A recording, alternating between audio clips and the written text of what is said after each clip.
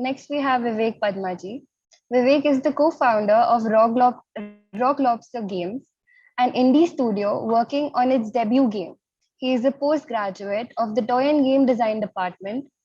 Post graduation, he has worked at Ubisoft India, Appy Monkeys Software Private Limited Bangalore, and Imaginate Technologies Hyderabad. Before starting his game studio, Rock Lobster Games, he before starting his studio, he is passionate about playing games, making games, and teaching game design and development. This enthusiasm motivated him to switch careers from an aerospace engineer to game design. His interests include mixed reality technologies, design mentoring, puzzle games, and digitized board games. Welcome, Vivek. Thanks, Anushree. Am I audible? Yes. Yes. Okay, cool. Let's get started. Just a second. Right. So today we are talking about digital play and online content, as you guys already know. And I must thank Lalon and Rana for bringing their insights into the different lines of inquiry which we'll be exploring today, which are I will not read the entire line of inquiry, but it generally deals with possibilities, the impact of design, extra entertainment, and by that I mean other than entertainment, which is a third line of inquiry where what can games do other than just entertaining people. And then the fourth line of inquiry was about the future and what could we design and what should we design. I'm going to focus on two of those, which is the impact of design and the future. And I'm very sure, and I know because I've spoken to the other speakers, that the rest of the lines of inquiry they'll deal with, and they're better qualified to talk about that. What I would do primarily is only focus on games. Play experience is a very large topic for anybody to comment on. So I'll be focusing on my area of specialization, if you want to call it, right? So let's look at impact of design first, right? Now, at this point, if I were to read out the whole sentence, it says, how is design bringing a difference to the online digital play experience? Which should kind of lead us to the fundamental question, how does design bring a difference in general to anything, right? So basically, the agents of design, right, are the people who practice design professionally, who are designers. So at this point, since we are talking at this symposium organized at the institute, if I were to draw a very direct analogy, the agents are the designers and the source is the institute where they study, right? And these, the impact of design, there are always going to be two main dimensions to it. What the agents do when they go out into the world, and that would depend on what they've picked up at the source, which is where we are right now. And these choices have effects that impact the entire industry. So if you were to talk about how can we, how is design impacting these, how is design impacting the whole, how is design bringing a difference to the online digital play experience? We have to talk about what kind of choices are being made by these designers as they leave their institute or where they're getting coached, right? So, which brings me to my own journey, which is how I started Rock Lobster Games and what was the intention behind it. And it is important to discuss this. I would rather spend, since I know that we all have limited time and time is valuable, my intention behind talking about these things was that if I have a limited amount of time, which is 10 minutes, I would rather kind of talk about something which you can carry after the talk and think about it. And that would be primarily how not to make games, right? This is what I've learned over the last 3 years. In fact, I would say the last 5 years, ever since I was part of TGD. And Rock Lobster Games has been around for almost 3 years now, of which technically we've been around for 3 years, but practically we've been around for a year. And it's just me. primarily. So there's no co-founder. It's just me, and I work on a contract model where I get other people to work for me on a time-to-time basis, whenever I need something done. And I want to push this because one of the choices that I was talking about before, it is important to understand that there are not just two dominant choices that are out there, like which you can obviously see. One is where you go the entrepreneurial route, and the other one is where you're working at a job and kind of doing stuff there. I'm talking about the entrepreneurial route primarily, but what I'm hinting at or what I'm proposing is a third approach, which we have taken. So in that, one thing which becomes important is what are your motivations and what is the context in which you are making said decisions. So once I started Rock Lobster Games, what was the motivation? What was I trying to do? Or why was I making games? Or why was I making a certain type of game? So if you look at a typical question for somebody, even irrespective of what choice you've made, you might have this question, you might have this intention in your head, this thought. It says, I want to make some category of game. And mostly it would depend on this motivation and context, they go hand in hand, right? So it becomes very important to first question your motivation, and you might trace it back to some element in the context. So let me walk through that. So let's say somebody, when you graduate and you're thinking of, okay, I want to make hyper casual games. Why do you want to make hyper casual games, right? There should be a very specific reasoning, at least, which makes sense to you. If it is not something which you've deliberately thought about or questioned, it makes a lot of sense to spend time on that rather than jumping in directly and start making whatever first thing comes into your head. And I say this from experience because that is how our evolution or my evolution in this game design journey has been. So let's say you think immediately that I want to make a popular hyper casual games. One of the things which you might be thinking about, the context which is directing that, is maybe I'll make a lot of money, right? Or maybe you're thinking it'll be very popular and I can get accolades or whatever in that direction, right? Which leads to which is a motivation coming from the wrong context. So I was in TGD in 2015, and this game, which is Flappy Bird, came out in 2014 and it was a huge sensation. And the reason it was picked up everywhere and it was earning $50,000 a day and whatnot, the numbers were very impressive. But what happened there was people started asking the question which was being asked by somebody who's studying game design, who wants to be a game design practitioner and therefore impact the industry in the future, started asking the question, how do I make a viral game? Right? Instead of asking maybe how do I make a good game? So earlier people had this is an age-old conundrum. A popular product and a good product, right? All good products do not become popular, right? That is the fact that we have to live with. This goes with movies as well. If somebody is aware of the whole South Indian movie scene, in fact, there is a very commonly accepted term for these kinds of movies. There is a mass movie and there is a class movie. So that has been part of our the creators' vocabulary for a long time, right? Whom do you target? Then this thing kind of derailed the whole, and it put the popularity thing on steroids. And parallelly, considering there were other things which were coming up like Instagram, Twitter, and whatnot, right? So and I get asked whenever I interact with students or at design workshops, this is a very common question, like, how do I make a viral game? Or do you have any tips to make a viral game, right? And the answer is that you can't make a viral game. It's similar to how you can't make a viral video, or similar to how you can't make a viral popular song, right? What you can do is make a good game, and that becomes important. And the choices that designers make, their own metrics of what makes a good game, is what we should be talking about, I feel, in this platform. And therefore, I'm trying to kind of focus on it. So let's look at the next thing, right? So let's say my motivations are now clear that, okay, I want to make a good game.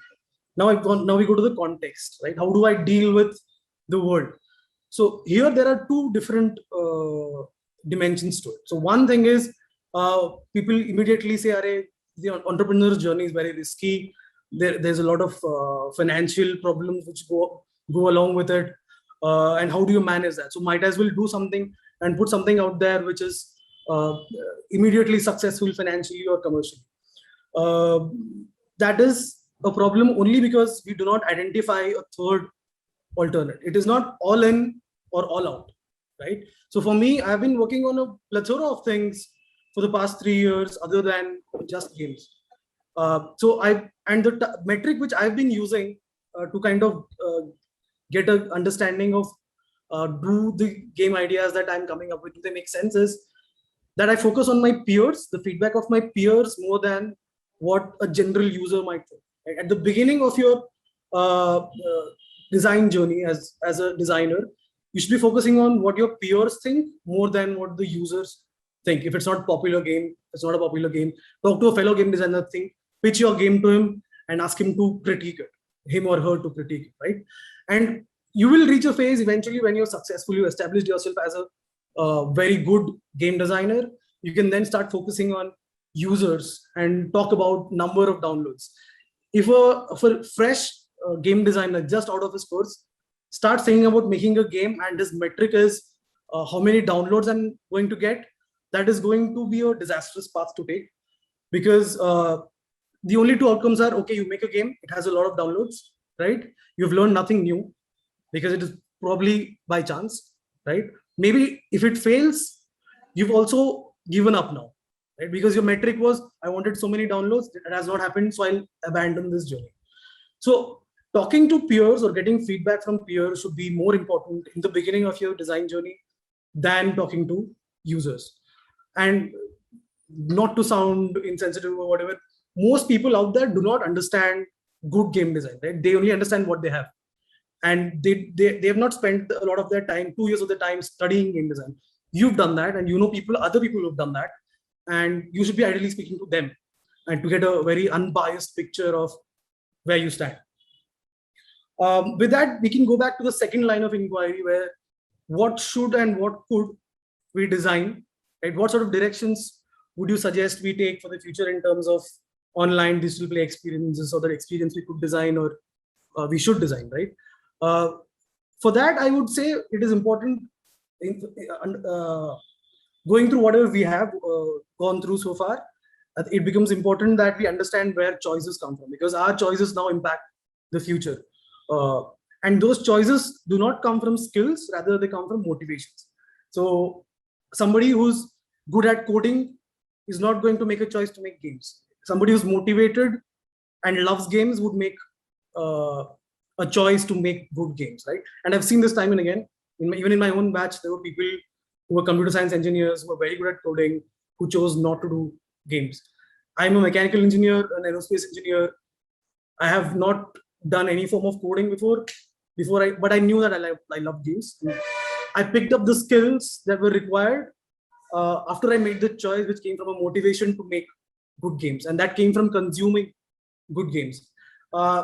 And you are what you consume, so that is your personality. So at a stage, at this stage where we are in an educational institute and we're talking about what things we can do, what could we design as, we could influence. Skills, of course, are important, and skills would come down the line. What we should be influencing is personality more than anything. And how do we do that, right? So games as a medium is very, very young, but compared to something like movies, they have been there for a long time, and their terminologies, their understanding of the process is very, very refined. A lot of thought has gone into that industry. And basically, if you look at somebody like Tarantino, how he speaks about how he tells a story is he keeps it personal, right? He tells his own story. Kill Bill was his own personal story presented in a different way. So basically, authenticity is where how we should be designing things. Like your decision should be about what is my story and how do I want to tell it. And we can take inspiration from film for that, and not necessarily full-length feature films. You can take inspiration from TikTok, and you can take inspiration from maybe like 4-hour-long movies like from Zack Snyder. So that is completely up to you. But definitely focus on a mature medium like filmmaking to look at how we should be dealing with a new medium. So, for example, even in film, there has been a lot of technology which has come in. There were actual films before, and now there's digital media. Now there's new kind of cameras you can shoot on. All kinds of technology has come, which has influenced the production of something. But the principles which drive it still remain the same, and they are very much rooted in humanity, in our behavior as human beings. So from that point of view, that leads to a very important dimension of digital medium, which we have to kind of focus on, is that it is overwhelming for a lot of designers that digital medium is something huge or something big, and it deserves its own treatment separately from what we are trying to do. What is necessary is we treat it as a tool, and that it is a tool to tell our own story, whatever story that might be. And I know for all the things that have been put on the Play Store, I'm very sure there are thousands and millions of games which are on the Play Store and the App Store. And all of those people who are making clones, games just because they can, they all have this masterpiece in their mind.